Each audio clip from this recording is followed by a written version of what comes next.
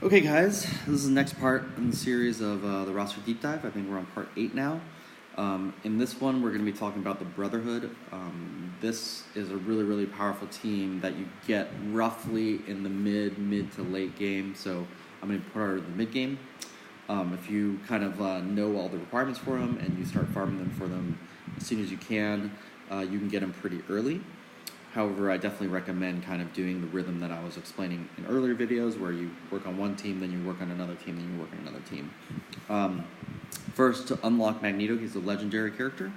You're going to need 5 Brotherhood or X-Men characters. So that's Pyro, Sabertooth, Mystique, Juggernaut's not featured here, you'll see him later. Storm, Psylocke, Colossus, Wolverine, or Phoenix. You're most likely going to want to do Pyro, Sabertooth, Mystique, Juggernaut, and Wolverine just because you get the free Wolverine shards to unlock them. Storm's another good option. I used her a lot in my unlock because the Brotherhood wasn't farmable at the time. So yeah, but that's really like the unlock teams. So with that being said, let's take a deeper look at the Brotherhood. Come on. Alright, here we go.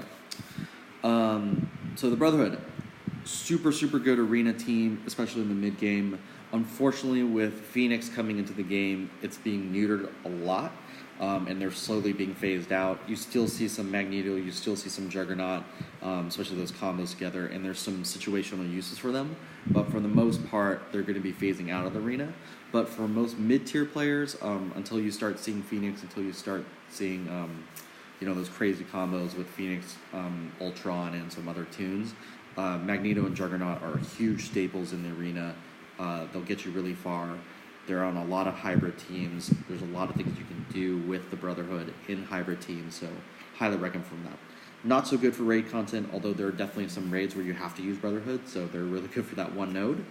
In fact, even in Ultima 6, there's one node I really like using the Brotherhood in, even over the Min Guardians, so you can check that video out. In Alliance War, one of the best attacking teams, still really solid. And for that reason alone, I highly recommend getting this team. Even though Phoenix is really good and is better on attack as well as some other teams, because in Alliance War you need many teams, the Brotherhood is a staple and something that you definitely want to get. That being said, if I was starting over from now, I would probably only get these guys to tier 10 and then focus more on getting Phoenix up and running. But if, let's say, you got the Brotherhood now and you're not going to get Phoenix this next unlock, but you might get him the one after that or the one after that, then it's probably worth taking this team to tier 11 because it's just like a little extra boost and allows you to be more competitive in the arena. Okay, so that being said, let's dive into each of the Toons. Pyro, one of the best blasters in the game. Him and Rocket are kind of like 1A, 1B to me in the blaster arena. At least until Cyclops comes out. We'll see what happens there. 6664, you definitely want him. I put T4s in his special and his ultimate because that combo does so much more damage. If you guys don't know, the bleed damage is based on the level it is. So level 6 does less damage than level 7 for each tick of bleed. So it's definitely worth it in that respect. However, because of the new meta shifts, if I was starting over brand new today, I'd probably just leave him at 6664. It's just not quite the most important thing to do. But if you're really using a lot of Pyro, it's definitely worth it. I've gotten a lot of value over the lifespan of him. Magneto is another crazy good Toon, a legendary character, definitely worth it. In fact, all of the Brotherhood I recommend getting to 6 stars eventually, but they are even at 5 stars, they're very effective, and that's because of this Magneto passive. And this passive gives extra focus to Brotherhood allies and Magneto, and allows them to get that blind off, allows them to get that disrupt a little bit more, especially on shield securities. So 6665, definitely. Yeah, he's really good Toon. Also, him and Juggernaut, pretty good picks for Fear of the Darkness. They're not the best picks in my opinion, but because of their really long cooldowns. But if you get the uniques for him, it's not the worst thing to do, and you can take him in there. You could do quite a bit of work with them. Juggernaut, really good Toon, really good tank paired with Magneto. That's why you see him as combos all the time in arena. 6664 is what I'd recommend him about starting from today. I put T4s into his ultimate mainly because I was using him in Arena so much, and just that extra damage really helps. Every now and then, you wait to hold that ultimate, so you don't do it on turn 2, you do it on turn 3, and then you just crush like the entire competition. You just knock the entire board out, and it's such a satisfying feeling. And for that reason alone, I've gotten a lot of value in him. But however, again, because they're shifting away from the meta, if I was just starting today, would not put T4s into his ability. Okay, Sabertooth. Actually really solid Toon in Brotherhood, outputs a lot of damage. However, because of the way the meta is shifting in both Arena and Alliance War, you're likely going to be replacing Sabertooth and Mystique with Venom and Ant-Man in Alliance War to kill Min Guardians in the late game. So because of that, he's just not that worth putting extra T4s into. So I keep him at 6664, but his special and his ultimate both get a decent boost from T4s. That being said, still really solid Toon.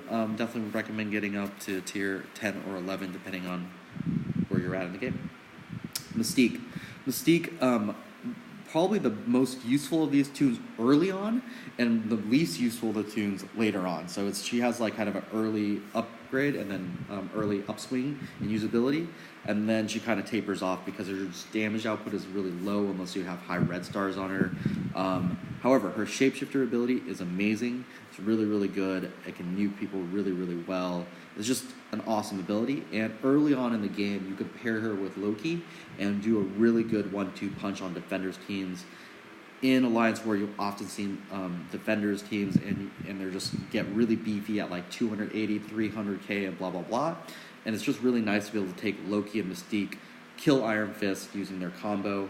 You can bring in some other characters to do a little bit of extra damage, and she can do that at really, really low power levels. In fact, the only thing you need from her is to have this shapeshifter ability at level 6.